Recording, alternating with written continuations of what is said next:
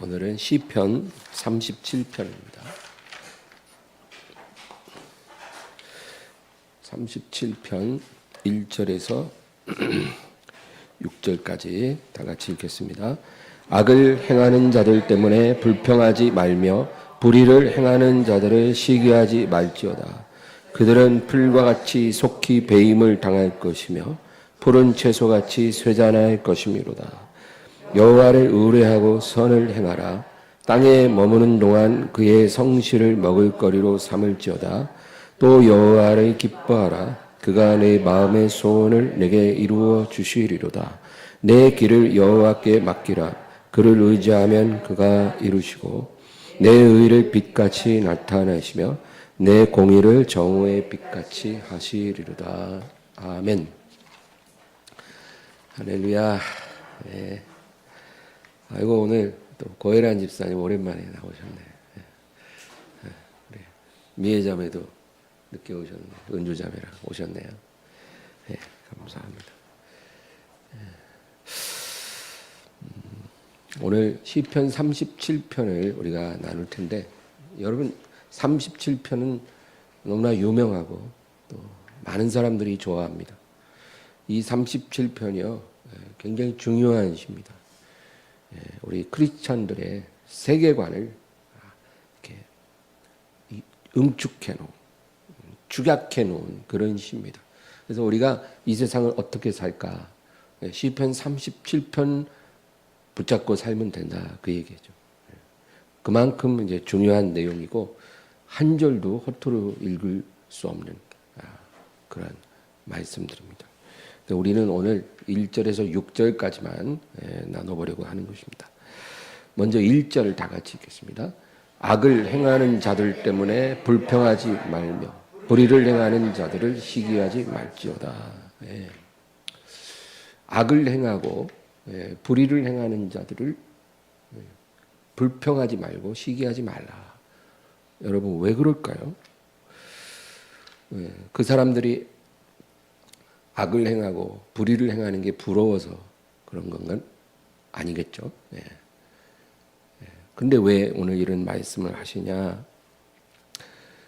악을 행하고 불의를 행하는 것은 전혀 부럽지가 않은데 그렇게 사는 사람들이 나보다 더 행복하게 사는 거예요. 나보다 더 잘 되는 거예요. 그게 너무 화가 나는 거죠. 우리 크리스찬으로서 이 세상을 살면서 그런 감정을 한 번도 느껴보지 않았다면 거짓말 아니겠습니까? 그래서 이거는 정말 남 얘기가 아니라 우리들이 피부로 느끼고 사는 그런 이야기입니다. 근데 주님은 우리에게 이렇게 말씀하셔요. 누가복음 16장 8절 읽겠습니다. 주인이 이 옳지 않은 청지기가 이를 지혜롭게 하였으므로 칭찬하였으니 이 세대의 아들들이 자기 시대에 있어서는 빛의 아들들보다 더 지혜로움이니라. 예수님 이런 말씀을 하셨어요. 이 세대의 아들들이 자기 시대에는 빛의 아들들보다 더 지혜롭다. 그러니까 세상에 속한 자들이 이 세상에서는 하나님의 자녀들보다 더 지혜롭다는 거예요. 그래서 여러분 이 지혜는 무슨 지혜일까요? 하나님의 지혜는 아니죠. 하나님을 모르는데 어떻게 하나님의 지혜를 갖겠어요? 그 지혜가 아니라 이 세상 지혜, 사람의 지혜라는 거죠. 그 지혜를 그들이 우리보다 더 많이 갖고 있다는 겁니다. 그래서 남과의 경쟁에서 앞서갑니다. 이런 지혜예요. 세상에 속한 지혜. 남보다 더 돈을 잘 벌어요. 남보다 더 이 세상을 행복하고 재미있게 살 줄 알아요. 이런 지혜예요. 그런 지혜가 우리보다 훨씬 뛰어나다. 그렇게 말씀하십니다. 그런데 이런 지혜에 대해서 우리 하나님은 뭐라고 말씀하실까요? 고린도전서 3장 19, 20절입니다.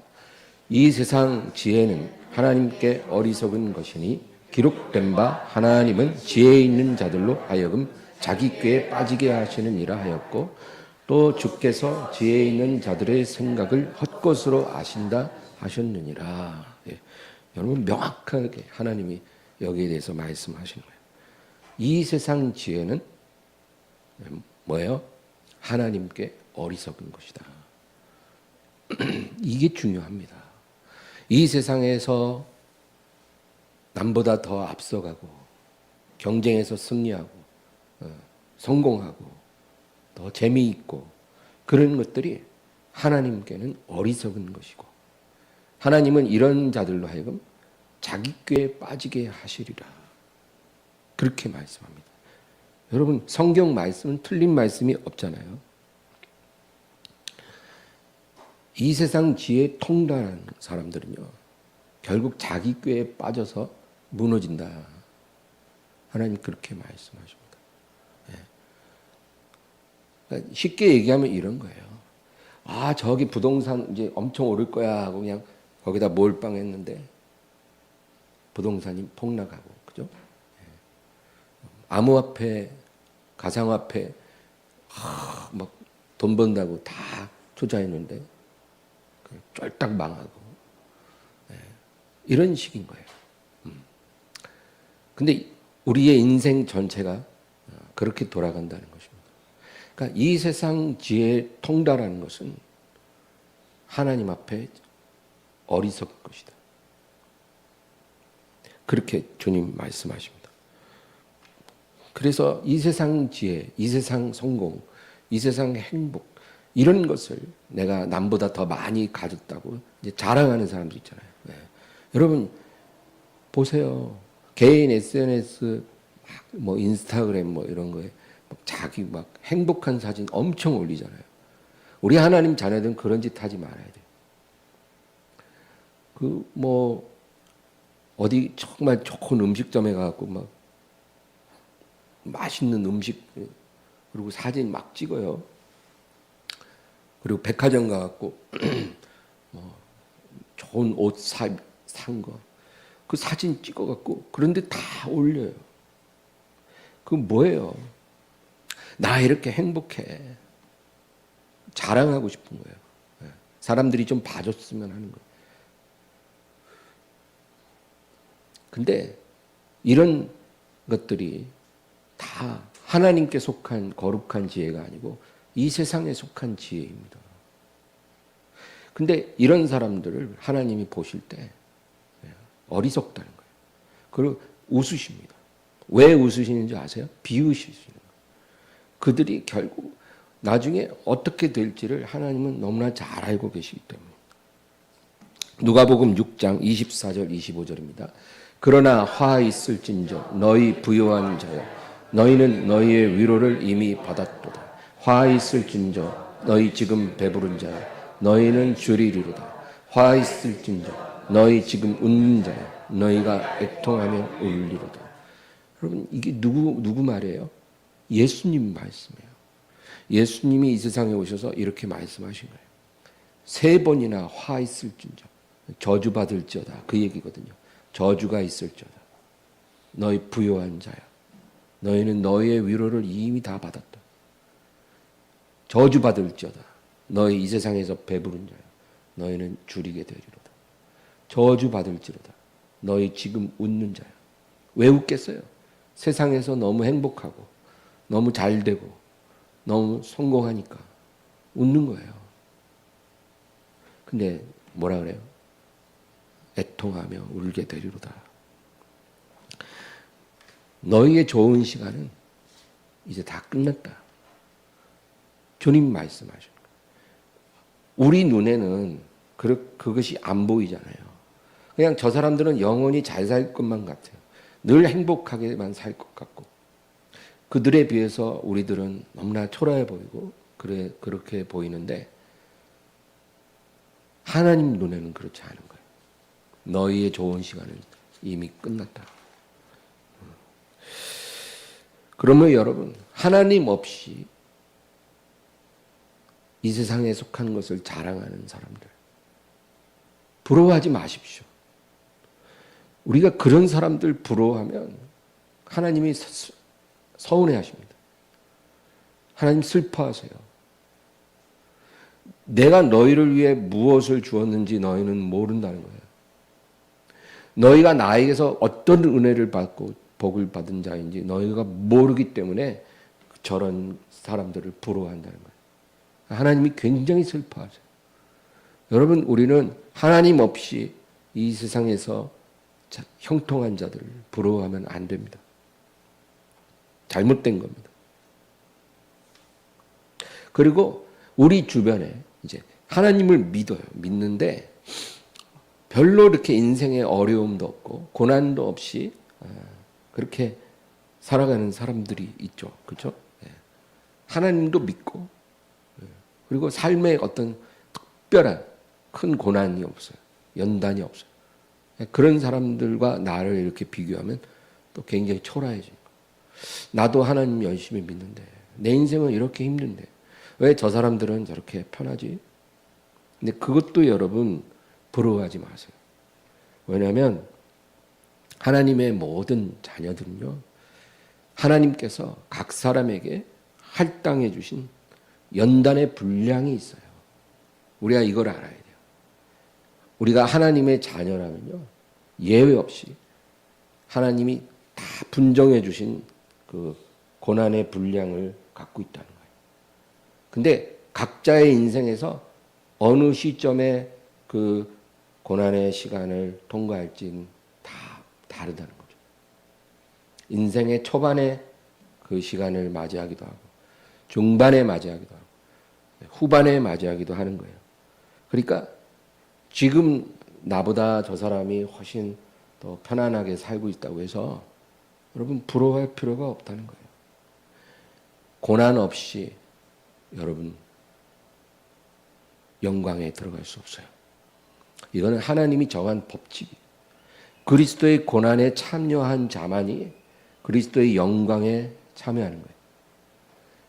고난에 참여하지 않고 영광에 참여할 수 있을까요? 없어요. 그러니까 나만 이렇게 고난을 통과하고 저 사람은 왜 고난이 없지? 그거 걱정하지 마세요, 여러분. 그거 걱정할 필요 없어요. 다 알아서 받아요.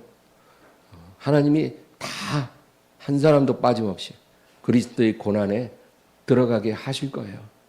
그러니까 오지랖 남의 고난 신경 쓰지 말고 내 고난이나 잘 견디며 승리한 우리가 되기를 축원합니다.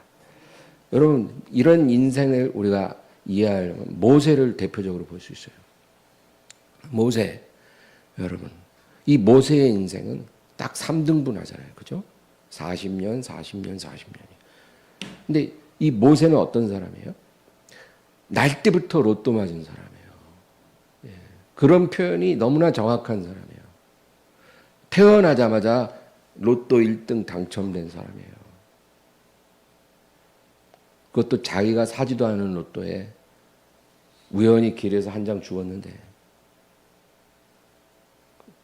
미국에서는 로또 1등 되면 어마어마해요. 얼마 전 뉴스에 보니까 2조 4천억 원 당첨된 사람도 나왔대요.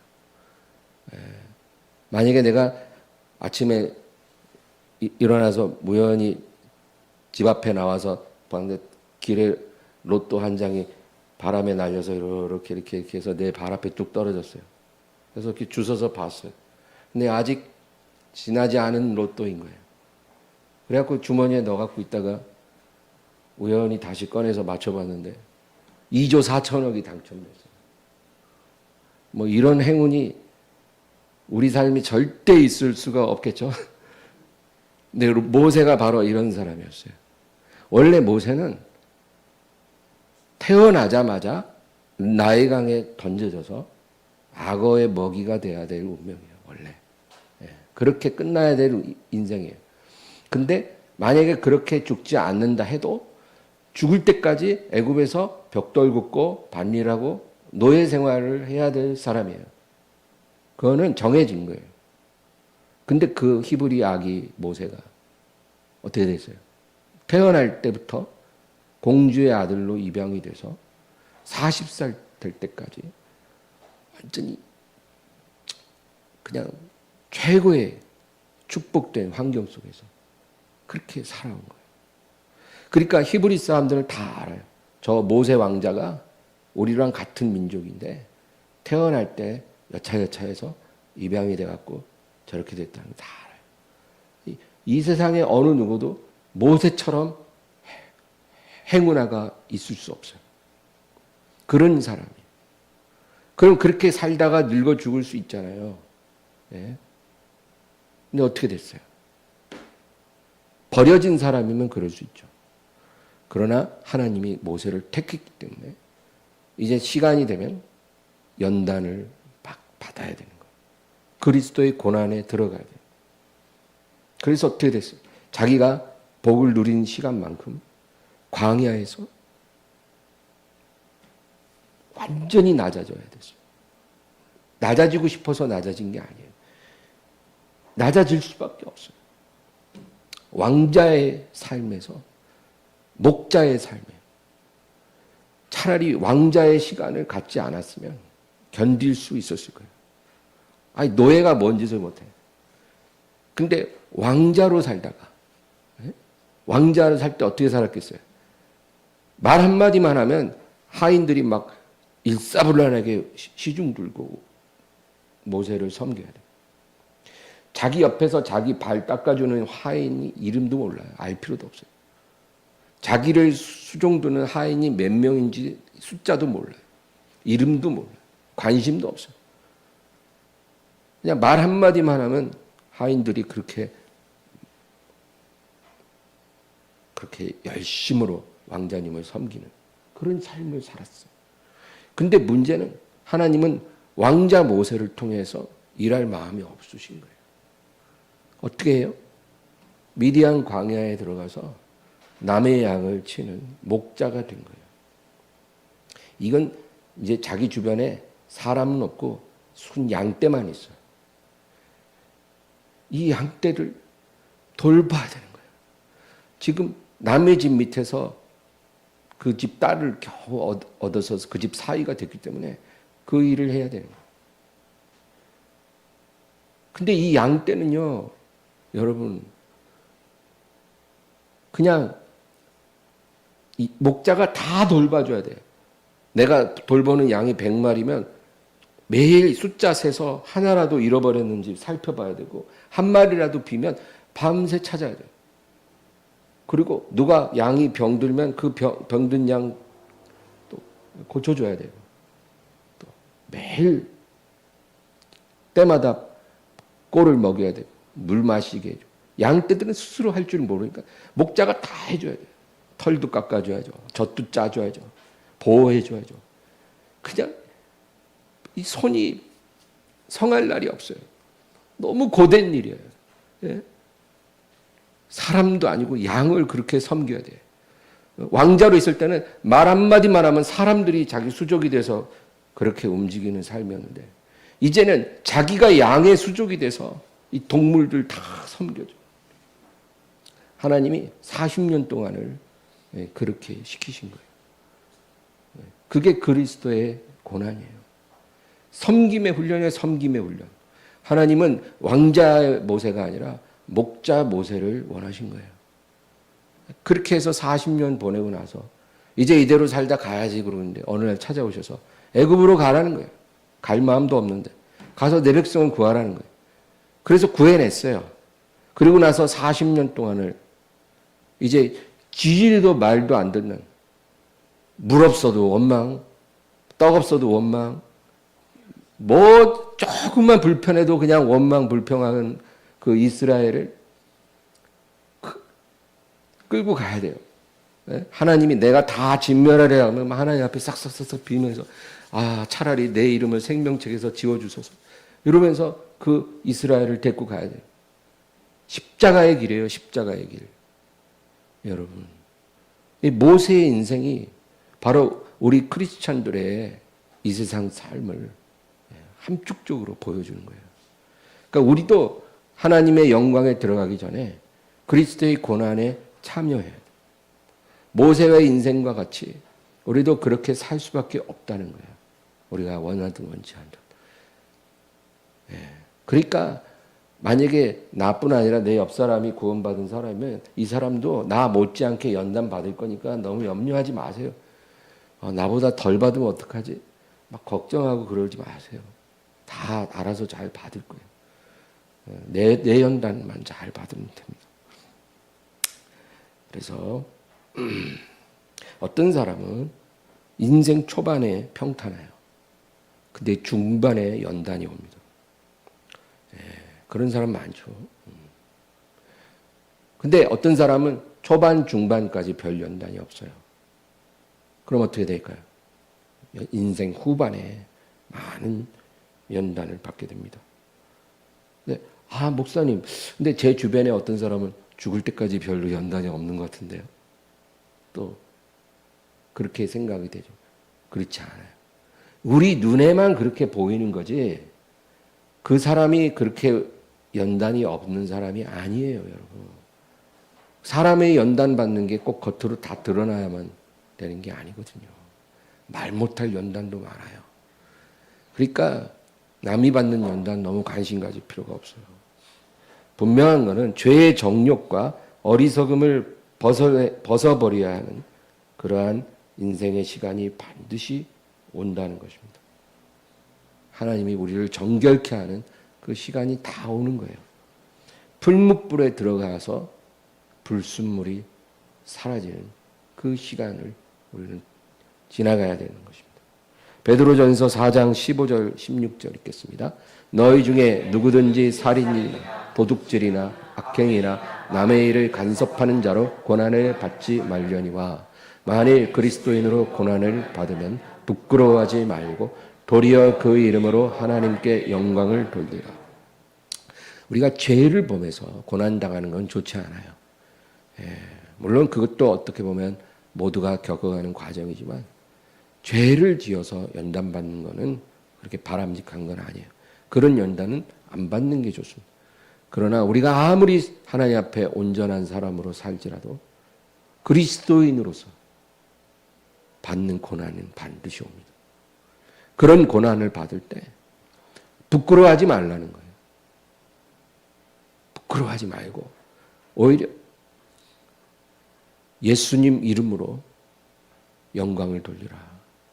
그렇게 말씀하십니다. 그러니까 여러분 고난당하는 건 이상한 일이 아니다. 그 얘기예요. 시편 37편 2절 오늘 본문 2절입니다. 그들은 풀과 같이 속히 배임을 당할 것이며 푸른 채소와 같이 쇠잔할 것이미로다. 그러니까 하나님 없이 형통한 사람들 우리가 부러워하면 안 되죠. 이런 사람들의 운명은 속히 배임을 당하리라. 이 속히라는 건 우리의 시간이 아니라 하나님의 시간이에요. 하나님의 시간에 그들은 흔적도 없이 사라질 것이다. 그들이 생명, 그들의 재산, 그들의 명예, 여러분 다 무너집니다. 하나님이 그렇게 하십니다. 타이타닉호처럼 그냥 한꺼번에 다 가라앉아요. 그런 날이 반드시 오는 거예요. 그러니까 부러워할 필요가 전혀 없다는 거죠. 성경에는 자기분깃이라는 그런 말이 나옵니다. 자기분깃. 이 무슨 뜻일까요? 어떤 사람이든지 하나님으로부터 받는 자기 몫의 복이라는 거예요. 각 사람은 다 자기 몫의 복을 타고납니다. 하나님이 어떤 사람이든지 이 세상에 보낼 때는 그냥 목적 없이 보내는 게 아니에요. 하나님의 계획도 있고요. 또 그 사람이 받아 누릴 자기 분깃의 복이 있다는 거예요. 그래서 어떤 인생이든지 저주받은 인생은 없고 다 모든 탄생은 기본적으로 복된 것입니다. 그런데 이 자기 분깃이 다 있는데 어떤 사람은요, 이 분깃을 이 세상에서 다 받는 사람이 있어요. 이 세상에서 다 받아. 그런 사람이 있어요. 또 어떤 사람은 이 세상에선 거의 못 받고 부활의 날에 그때 가서 몰아서 받는 사람도 있어요. 하나님의 백성들은 대부분 이 세상에서는 적당히 받고 그리고 부활의 날에 나머지 대부분을 한꺼번에 정산받는 거. 그게 하나님의 백성들의 가장 좋은 길이죠. 여러분, 그렇잖아요. 여행 다닐 때 너무 많은 것을 받을 필요가 없어요. 입국할 때 다 버리고 입국해야 되면 많은 것을 얻는 게 무슨 소용이 있어요. 그렇죠? 내가 만약에 한 달간 어느 나라에 여행을 가요. 여행을 갔는데 거기서 돈을 엄청 벌었어요. 근데 문제는 한 달 뒤에 내가 입국할 때 한 푼도 못 갖고 온다면 그 많은 돈이 아무 의미가 없고 오히려 그 많은 돈이 많을수록 더 마음만 아파요. 버리고 가야 되니까. 그렇죠? 그러니까 한 달 동안만 풍성히 쓸 정도만 있으면 되는 거예요. 그리고 다시 돌아오는 날 한 푼도 없이 돌아오면 제일 좋은 거예요. 그렇죠? 예. 그리고 내가 영원히 살 내 나라에 와서 모든 복을 다 받아야지. 그게 제일 남는 장사예요. 예. 그래서 하나님이 우리가 이런 사실을 몰라도 그렇게 다 어레인지를 하셔요. 그래서 우리 인생이 복되게 하시고 영생을 우리에게 부어주시는 거죠.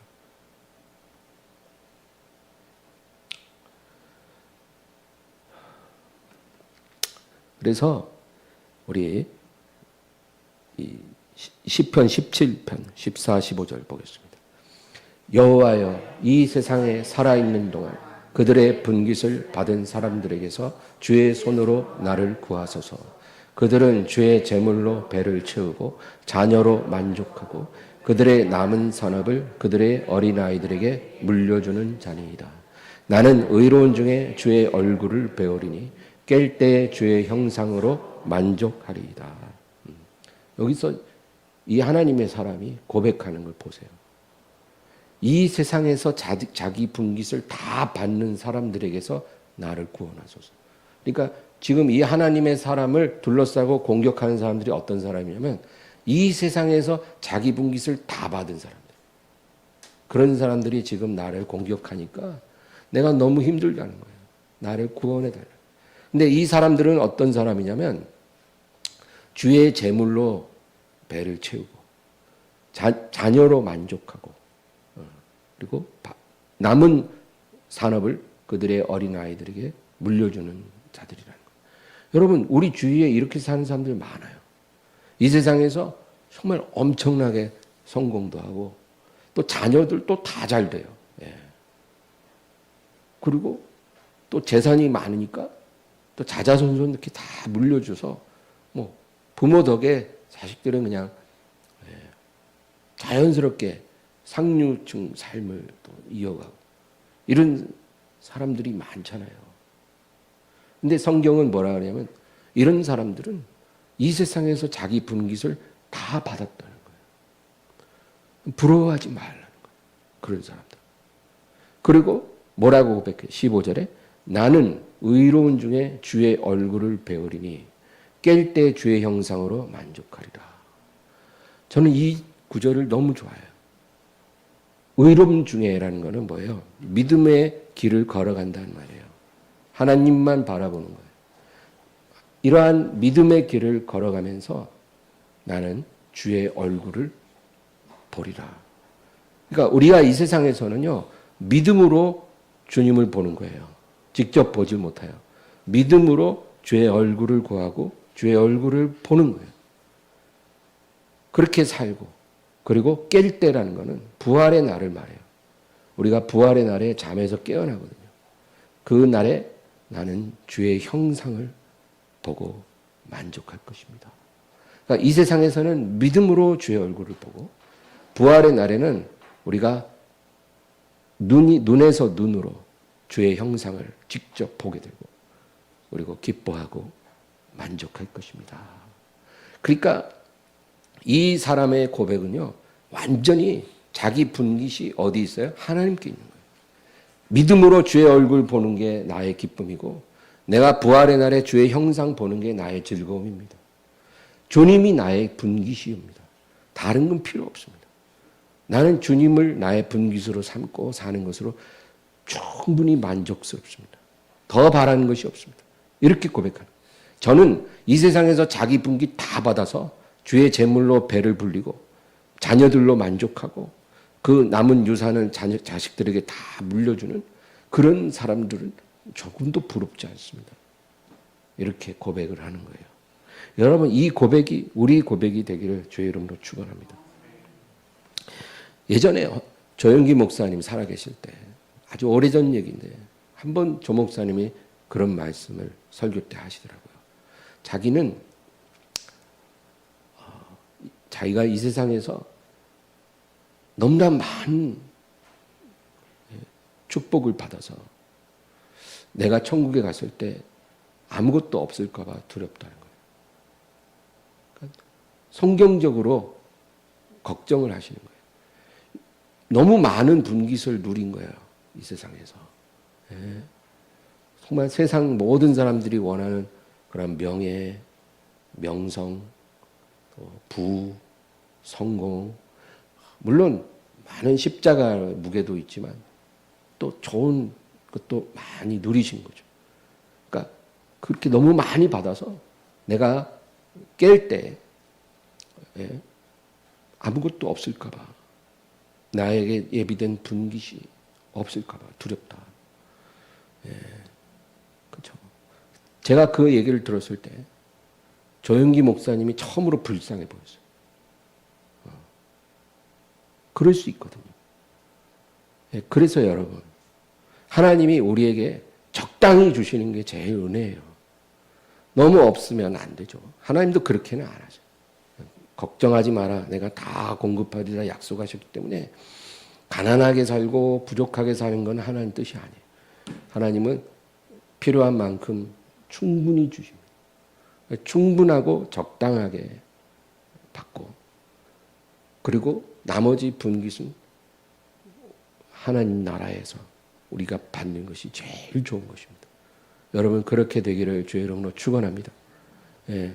막 다른 이 세상 사람들처럼 더 많은 부를 내가 가지려고, 더 많이 성공하려고 그렇게 노심초사하지 마세요.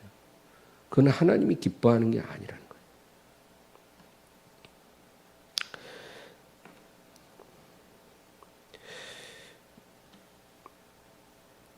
시편 73편 26절 읽겠습니다. 내 육체와 마음은 쇠약하나 하나님은 내 마음의 반석이시오 영원한 분깃이시라. 이런 고백을 할 수 있으면 이게 진짜 행복자예요. 우리가 이런 고백이 나와야 돼요. 하나님이 이런 고백을 원하세요. 내 육체와 마음은 쇠약하지만. 왜 쇠약합니까? 늙어가니까 육체가 쇠약하죠. 또 여러 가지 힘든 일이 있거든요, 삶에. 그러니까 마음도 힘들어요. 쇠약해요. 그러나 하나님은 나의 마음의 반석이요 영원한 분깃이시라. 하나님이 나의 분깃이십니다. 그러니까 나는 불행한 사람이 아니라 진짜 행복자입니다. 시편 142편 5절입니다. 여호와여 내가 주께 부르짖어 말하기를 주는 나의 피난처시오 살아있는 하나님의 땅에서 나의 분깃이시라 하였나이다. 살아있는 사람들의 땅에서 나의 분깃이시라. 이렇게 우리가 하나님을 분깃으로 삼아야 돼요. 네가 뭘 원하니? 여러분, 오늘 밤에 꿈에서 주님이 갑자기 말씀하시는 거예요. 네가 원하는 게 뭐니? 돈 한 10억만 있으면 좋겠어요. 여러분 이러실 거예요? 그러지 말라는 거예요. 그건 어리석은 거예요. 그런 거. 만약에 꿈에서 내가 미리 알려줄게. 갑자기 하나님이 꿈에서 이렇게 물어보면 너무 당황할까 봐. 잘못 얘기할까 봐 내가 알려줄게. 꿈에서 하나님이 네가 뭘 원하니 하면 저는 주님을 원합니다. 하나님이 나의 분깃이시니까 나는 당신을 원합니다. 이렇게 대답해요. 이러면 100점짜리 답을 한 거예요. 그럼 하나님이 한번 기분이 좋아지면 그 다음은 감당하기 힘들어요, 여러분. 그러니까 꼭 그렇게 대답하세요. 미리 준비를 해야 대답을 하죠. 그래서 이제 예수님께서 뭐라고 말씀하시는지 한번 보겠습니다. 누가복음 12장 24절입니다. 까마귀를 생각하라. 심지도 아니하고 거두지도 아니하며 골방도 없고 창고도 없으되 하나님이 기르시나니 너희는 새보다 얼마나 더 귀하냐. 주님이요 뭐라고 말씀하시냐면 우리가 귀하다는 거예요. 하나님에게서 너는 귀하다. 까마귀를 봐라. 아무것도 안 해도 하나님이 기르는데 너희는 얼마나 새보다 귀하냐. 그러니까 뭐예요? 먹고 살기 위해 굶어 죽을까 봐 전전긍긍한 그게 헛된 것이라는 거죠. 까마귀도 기르신 하나님이 너희를 돌보지 않겠는가. 27, 28절입니다.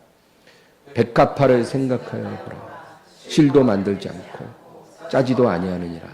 그러나 내가 너희에게 말하노니 솔로몬의 모든 영광으로도 입은 것이 이 꽃 하나만큼 훌륭하지 못하였느니라. 오늘 있다가 내일 아궁이에 던져지는 들풀도 하나님이 이렇게 입히시거든 하물며 너희일까 보냐. 믿음이 적은 자들아. 이제 백합화를 봐라. 들풀을 봐라. 아무것도 하지 않아도 하나님이 이렇게 아름답게 입히시는데 너희들을 왜 하나님께서 헐벗게 하시겠는가? 때를 따라 입을 것 다 주실 거다. 먹을 것 다 공급해 주실 거예요.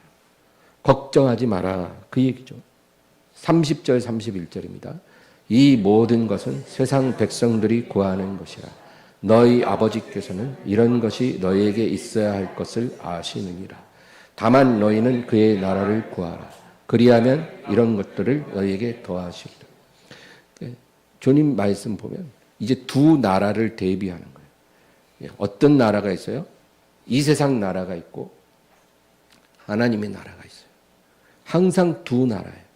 근데 모든 사람은 어느 한쪽 나라에 속해 있는 백성이 되는 거예요.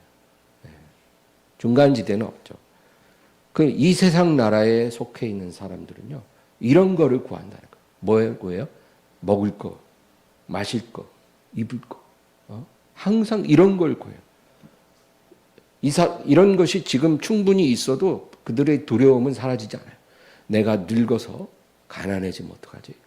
내가 늙어서 병들었는데 내 옆에 아무도 돌봐줄 사람이 없으면 어떡하지? 응? 내가 돈이 떨어지면 어떡하지? 이런 걱정은 두려움이 이 세상 사람들은 늘 있어요. 부자들도 다 있어요. 그들은 두려움을 벗어날 수가 없는 거예요. 이 세상에 속한 백성들에게는 이런 두려움 속에서 이런 것들을 구할 수밖에 없다는 거죠. 우리도 그렇게 살고 있었어요. 그러지 말라는 거예요. 왜냐하면 너희는 이 세상 백성이 아니라 하나님의 백성이기 때문에. 그러니까 너희에게 있어야 할 것을 아버지께서 이미 아신다는 거예요. 하나님 나라의 백성들은요, 하나님이 다 책임져 주시는 거예요. 그 나라에 속해 있기만 해요. 그러므로 너희들은 이런 것들을 구하지 말고 세상 사람들 구하는 것 구하지 말고 그의 나라와 그의 의를 구하라 그거예요. 그러면 다른 것들은 다 하나님이 공급해 주시리라. 걱정하지 말라. 그러니까 우리가 이 세상을 여행하잖아요. 70년 여행, 90년 여행 하잖아요. 그러면 그 여행길에 우리가 이 세상 것을 구하지 말고 하나님의 나라를 구하라는 거예요. 이 세상을 여행하면서도 우리 마음은 항상 하늘을 향하고 하나님의 나라의 것을 구하라는 거예요. 그러면 너희 여행길에 너희가 입을 옷, 너희가 신을 신발, 너희가 먹을 음식 그냥 구하지 않아도 하나님이 다 공급해 주겠다는 거예요. 조금도 불편하지 않게 할 테니까 염려하지 말고 나의 나라를 구하라는 거예요. 그리고 내가 부를 때 그 나라에 들어오라는 거예요. 왜? 너희는 이 나라의 상속자니까. 여행 끝나면 내 나라에 와서 내 나라를 이어받으라는 것입니다. 그리고 32절 읽겠습니다. 적은 무리여 무서워 말라. 너희 아버지께서 그 나라를 너희에게 주시기를 기뻐하시느니라. 아멘. 이게 결론이에요. 무서워 말라는 거예요. 무슨 무서움이에요? 세상살이의 두려움. 이 세상 사람들이 갖고 있는 그런 두려움, 그런 것들에 휘말리지 마라. 너희 아버지께서 그 나라를 너희에게 주실 것을 기뻐하라. 하나님이 그것을 원하시니까 너희는 그 상속자라는 것을 잊지 말아라. 하나님이요 이미 천사들을 다 파견해 놨어요. 여러분, 우리 눈에 안 보이지만 천사들이 와 있습니다. 그들이 와서 우리를 보호해요. 그 나라 들어갈 때까지. 왜? 상속자입니다. 상속자. 그러니까 상속자를 하나님이 지키려고 종들을 보낸 거예요. 천사들이 와서 지켜줍니다. 우리를 지켜주는 천사가 있고 또 우리의 모든 필요를 공급해주는 그런 천사도 있고 우리가 어떤 다급한 상황에 있을 때 우리를 도와주는 그런 천사도 따로 있어요. 여러분, 우리가 그렇게 하나님의 상속자로 이 여행을 하고 있다는 것을 알아야 합니다. 오늘 본문 3절 읽겠습니다. 여호와를 의뢰하고 선을 행하라. 땅에 머무는 동안 그의 성실을 먹을거리로 삼을지어다. 땅에 머물 때 그의 성실을 먹을거리로 삼으라. 그렇게 말합니다. 성실이란 말은 신실이란 말이에요. 네. 그러니까 이 땅에 사는 동안 하나님의 신실을 너희 먹거리로 삼아야 한다.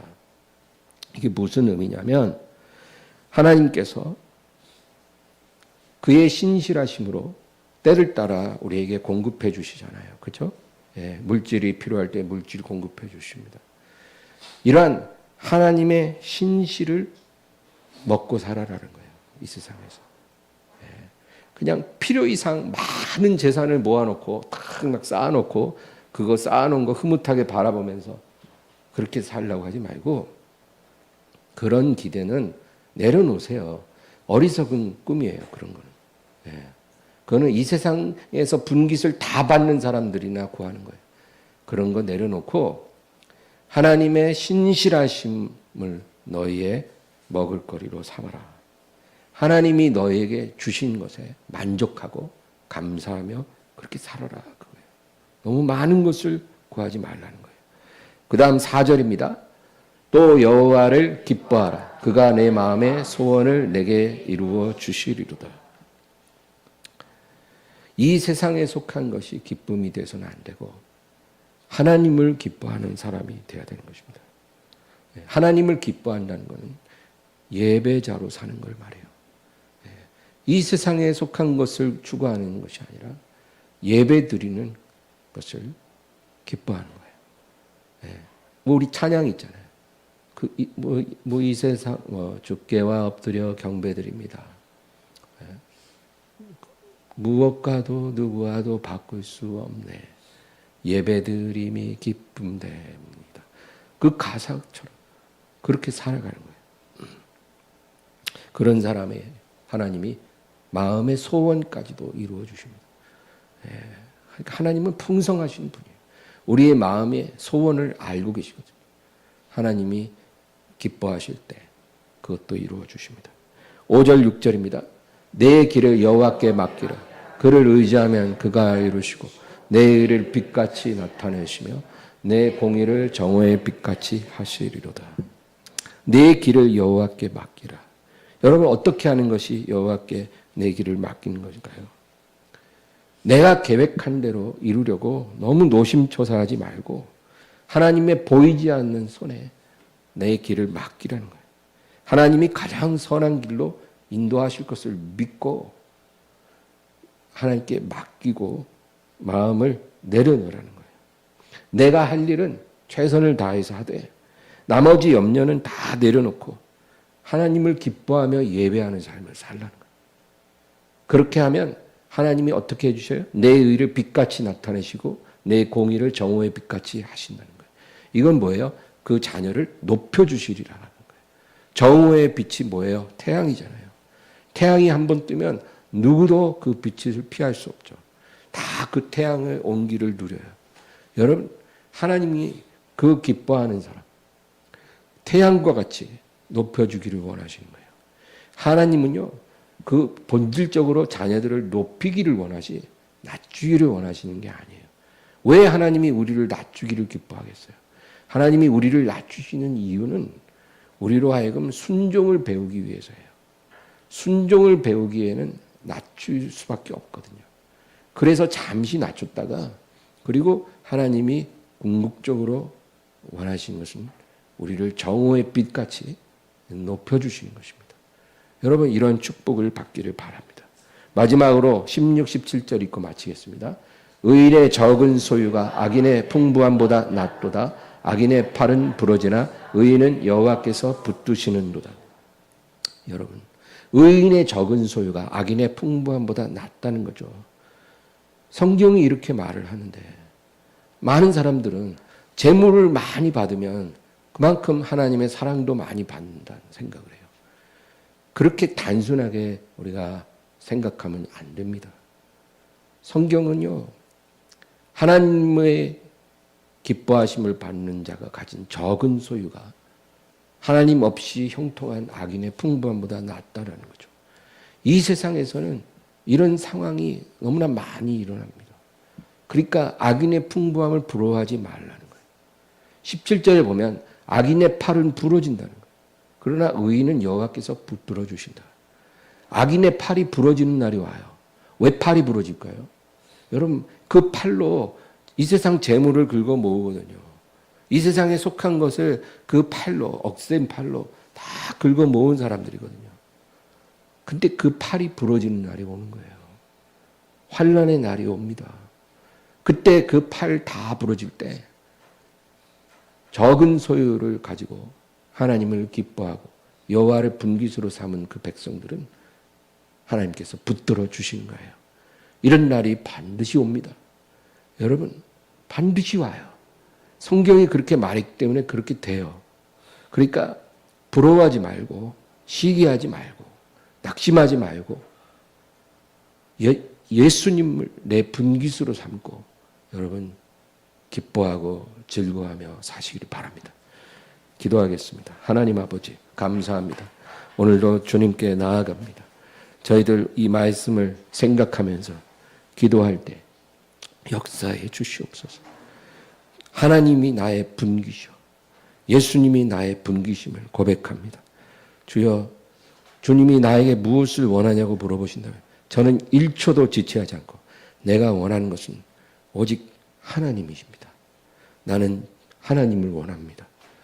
내가 이 세상 살 때는 나의 믿음의 눈으로 주의 얼굴을 보는 것이 나의 기쁨이 되고 내가 부활의 날에 깰 때에는 주의 형상을 보는 것이 나의 소망이요 기쁨이 됩니다.